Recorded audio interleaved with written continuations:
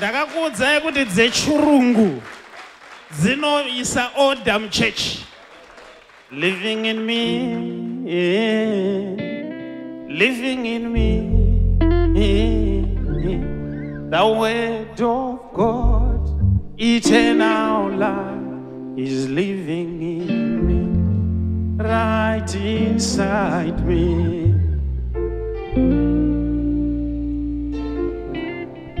Living in me, the word of God, eternal life is living in me, right inside me. Living in me, Is living in me, the word of God, All right. eternal life. Mukuimba kuti chi? Living in me. Uyai baba, andaona mashinga. Arere maoko.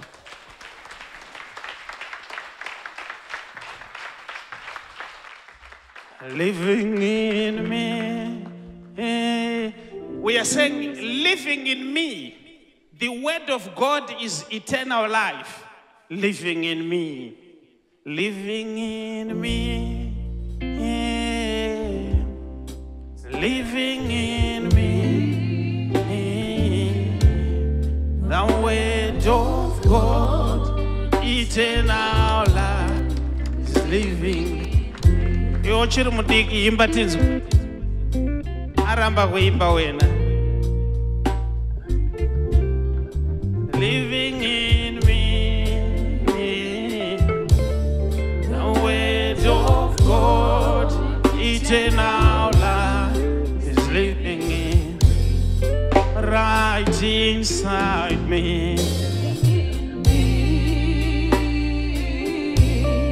He's living in me. The word of God, eternal life is living in me. All right.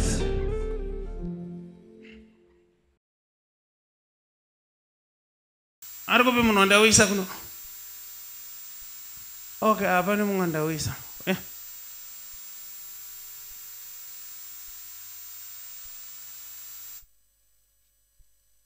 Makadi mama. Ndinosimba makadi prophet. Zvirikufamba. Yeah. Ava wakamboona here? Makambomuona here? Handisati prophet.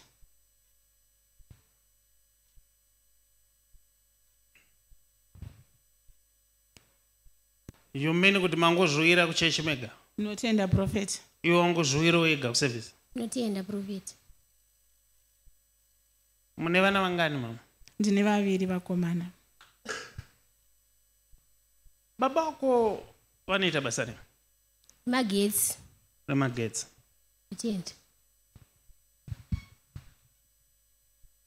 Murume unoita basa rei? Anoita zvemagetsi nehardware.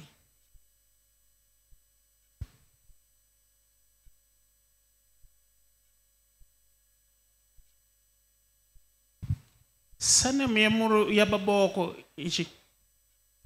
Dube. Surname ya murume ichi? Idhuve.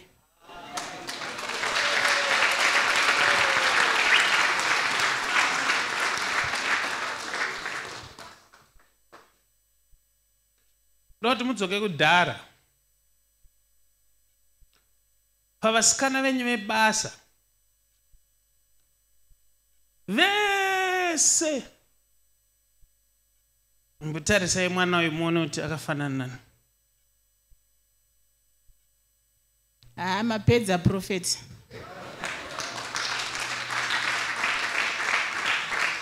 Akafanana na Lois.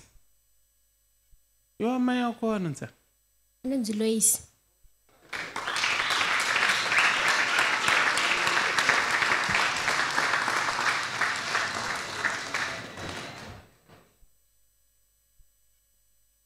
So I will introduce you formally, Mama. Uyu mwana wenyu. but ndewe murume. Asi murume anga asingade kuti muzvizive, but akatotoreswa birth nababa wake. Zvakangooma Prophet kuziva mwana muchechi.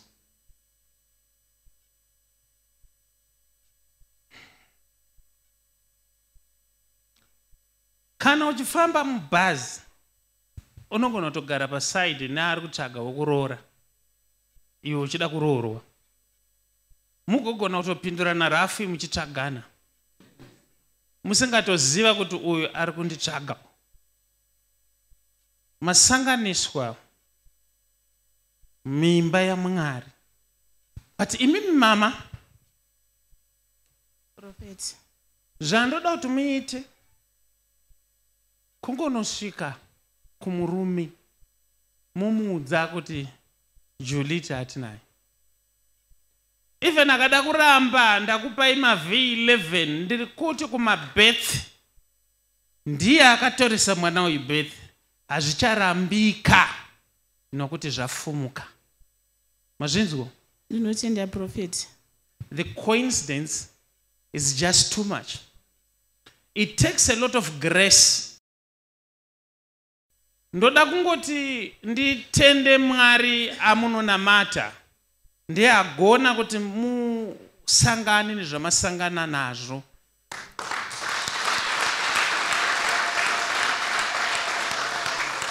But handizive mwanangu, iwewe handisi kuda kuti nyaya idzi dzipinde iwe neava, because hamusiri muvaridzi venyaya.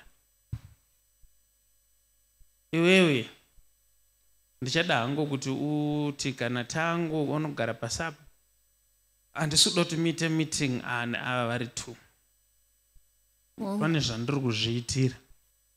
Handitika? Handisi kuti mama vane hasha, but ndoda kungogara ndiri pasafe side. Ndine urombo nezviitiko zvakadaro. Asi mukaona zvafumuka kudai, Mwari akuti usagara uri murima. Kazhinji kacho ndiwo kupedzisira unonge usingatozviziva. Vamwe vese chero dzimwe hama dzogona kutozviziva, asi iwe uri 1 ndiwo unonge usingazivi. Kana mauya muimba yaMwari ukaona paine chataurwa kunzi chifumuke, chafumuka kuti zvikufambire zvakanaka.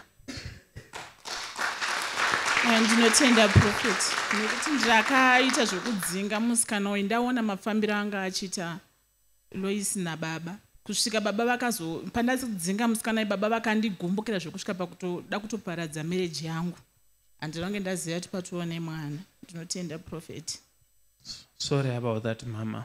Goodness yendi mesi iriyo amana different batamutumwa uponesi. Prophet Tifredi, the Goodness and Mercy Ministries vanokuunzirai Restoration Night Muswe Friday 31 October 2025. pa Goodness and Mercy Ministries pakona pa Highland Road na Mshayabandi pa number 11403 Mshayabandi Road, Glenora B, Harare. Restoration Night pa Goodness and Mercy Ministries. Ngo9 ntambama kuse yibhungwe udzanayi ibhungwe mwine munhu wa Mwari Prophet Tifredi Pa Restoration Night Muswe Friday 31 October 2025. kuti munzwe zvizere fonai pa 0712 528 094 kana pa 0778 059 270. Prophet Tifredi vanoti hazvibvumidzwe kuti paitike chinhu chisina kumbobvira chakaprofitwa.